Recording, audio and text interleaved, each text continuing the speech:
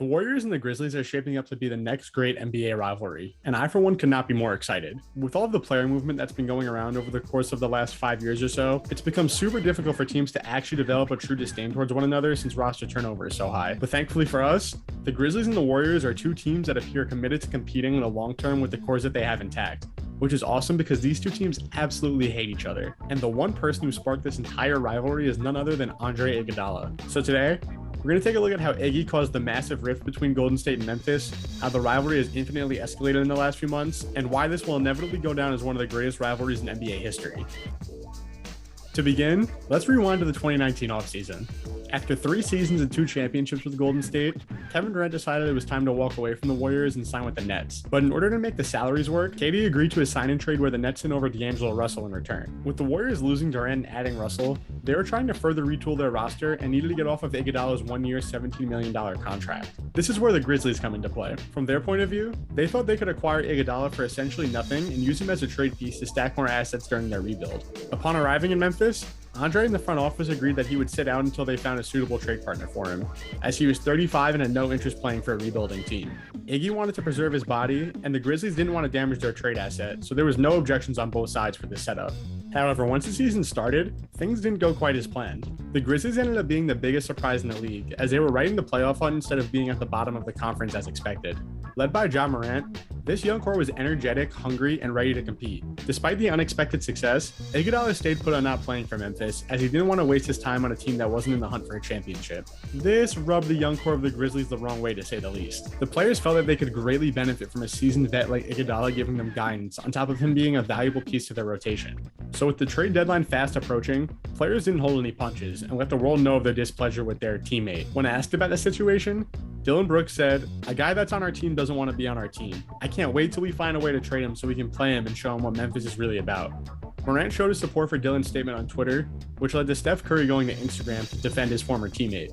Ja then clapped back and made it a bit personal by replying to Steph with simply a picture of Kevin Durant holding a Finals MVP trophy. Up until a few weeks ago, the topic of Finals MVP was a sensitive one for Curry, so Morant's tweet definitely hit close to home. Eventually, Iguodala was traded to the Heat and the entire situation died down for the most part, but the seeds were definitely planted here for what was to come in the future. 2021 is where we saw some on-the-court drama that really developed the competitive tension between these two teams. During Ja's first 2 seasons, him and Steph had never faced off against one another due to injuries, but they finally met on the last day of the season with some pretty high stakes. Both Memphis and Golden State had records of 38 and 33, which meant the winner of this game would end the season as an 8 seed, which gives them an incredible advantage in the play-in tournament. Curry ended up dropping 46 on Ja to secure the preferable 8 spot for his Warriors. After the first round of the play-in, the Grizzlies took care of business against the Spurs, and LeBron hit a dagger 3 while seeing 3 rims to send the Warriors to an elimination game against Memphis for the final playoff spot. The Dubs were seen as heavy favorites due to them having both the best player on the court and years of championship experience, but it was actually the Grizzlies who went into the Bay and came out on top in overtime. Ja Morant's dagger to put the game out of reach really felt like the moment he arrived as a true star in this league, and it came at the expense of Curry and the Warriors. So we had off-the-court drama in 2020 and on-the-court drama in 2021, but 2022 is where it all came together and the rivalry became official. The piece that tied everything together was Andre Iguodala re-signing to the Warriors. After being put out by the Grizzlies the season prior, Golden State won and brought back public enemy number 1 in Memphis to try and make another run at the championship, which all but guaranteed that there was going to be some hostility between these two teams when they faced off during the season. To kick things off, the Grizzlies handed the Warriors their first loss of the season by once again pulling out another overtime win in the Chase Center. Morant and Curry went for 30 and 36 during the OT thriller, and another big win showed that Memphis felt they could really go toe-to-toe with Golden State. On December 23rd, Steph Curry got his revenge with a 46-point outburst to finally get back in the win column against Memphis. While this great performance is the primary memory from this game, there was also this questionable play by Dillon Brooks in the 3rd quarter that sent Gary Payton to the floor. Not much was made of it at this time, but we can see here is where things began to get chippy on the court between these two teams. Memphis then got super hot after this loss and rattled off 9 straight wins. With the Warriors coming to town for a potential double-digit winning streak on the line, the Grizzlies picked up a huge victory against Golden State, as it was one of the most intense games of the regular season. Watching this game, you can tell that the Dubs really wanted to crack this winning streak, and the Grizzlies were insistent on making another statement victory against a team they seemed to have figured out. After once again coming out on top, Memphis was certainly starting to feel themselves after this win. Their 4th and final matchup of the season is where things began to get really crazy, which is funny because so many guys were missing. Ja Morant and Jaren Jackson Jr. were out for Memphis, and Steph Curry, Klay Thompson, Draymond Green, and Otto Porter were all out for Golden State. To nobody's surprise, the Grizzlies won by 28 to help give them a 5-game advantage over the Warriors in the standings. Now, the Grizzlies picked up some really meaningful wins over the Warriors previously, so I'm not sure why they decided to start talking shit after beating them without pretty much their entire team. After scoring 21 points in the victory, Dillon Brooks said the following about his former teammate Andre Iguodala. We all had the vision and he didn't, which is perfect. Send him back to the Warriors and let him, do his thing over there. We were able to, create something like this and, keep building this dynasty. And to say that your team's a dynasty before winning a playoff series is quite the statement, but it gets even better. Jaren Jackson Jr., who again didn't even play in this game, trolled the Warriors by tweeting strength in numbers after the win. For those who don't know, the Warriors team slogan from the 2015 championship run was strength in numbers, so this is about as direct as it gets in terms of taking shots. At this point, it was clear that these two teams really didn't like each other, and the basketball gods blessed us again when they met in the second round of the 2022 playoffs. So after everything that went down in the regular season, these two teams matching up was not only awesome because of their beef with one another, but it was also going to show us how close we were to a new era in the West. Similar to when the Warriors played the Spurs in the second round way back in 2013, the Grizzlies were seen as the up-and-coming team who were poised to eventually take over the conference. Of course, if they wanted to be the top dog, they were going to have to get past Golden State, who have came out of the West every year they were healthy since 2015. To start the series, it looked like we were in store for a classic, as an intense back-and-forth Game 1 ended with a Klay Thompson go-ahead 3 in the final minute to steal home court advantage. The game itself was already intense, but Draymond Green pulled Brandon Clark down by his jersey while attempting a layup, which resulted in him being ejected. Upon hearing the news, Draymond ran around the court taunting the fans on his way out, which both fired up the crowd and also left a sour taste in the mouths of the Grizzlies. After him doing that and them losing on their home floor, you knew they were going to respond in a big way in Game 2. Almost immediately after the second game started, Memphis did more than respond. Similar to the play we saw in the regular season, Dillon Brooks knocked Gary Payton out of midair while attempting an uncontested layup, causing him to fracture his elbow. As if that wasn't enough, the very next play, Draymond Green caught an elbow to the face, which caused him to get stitched up in the locker room. Things weren't chippy at this point, it was flat out dangerous.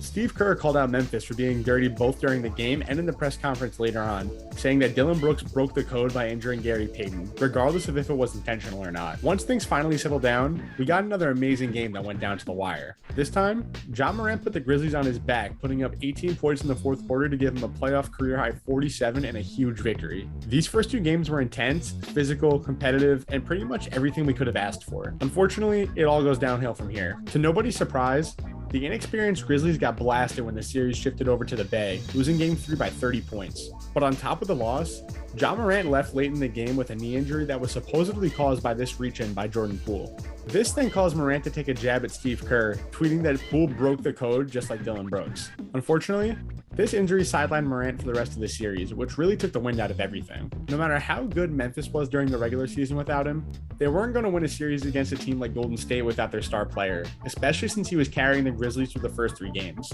So this really killed any hope left of a truly competitive series. After Golden State unsurprisingly took Game 4 to go up 3-1, most people were predicting that the series was going to be over in 5. Prior to the game, a reporter asked Steph Curry what the plan was in Game 5, and all he said was, "Whoop that trick."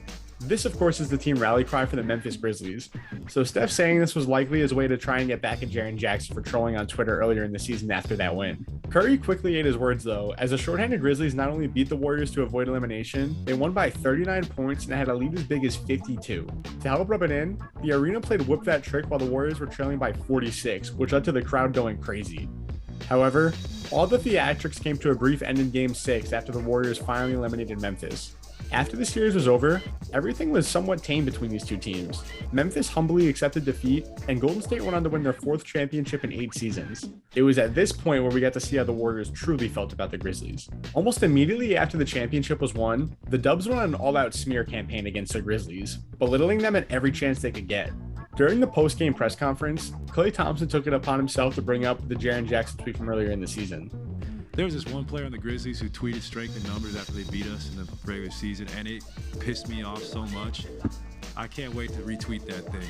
Freaking bum.